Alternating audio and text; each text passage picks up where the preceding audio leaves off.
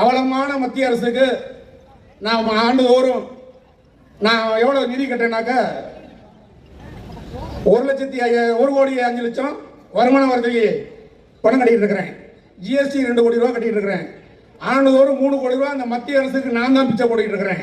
அதே மாதிரி இந்த மண்ணின் மைந்தன் ஸ்ரீரங்கம் எம்எல்ஏ திருமிகு பழனியாண்டி அவர்கள் அண்மையில் நடந்த ஒரு பொதுக்கூட்டத்தில் நான் மத்திய அரசுக்கு 3 கோடி ரூபா பிச்சை போட்டிருக்கேன்.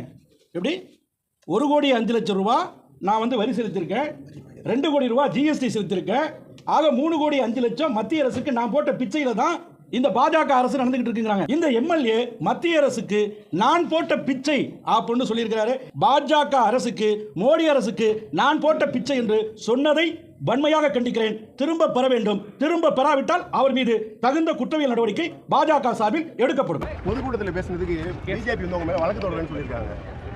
சந்திக்க தயார்.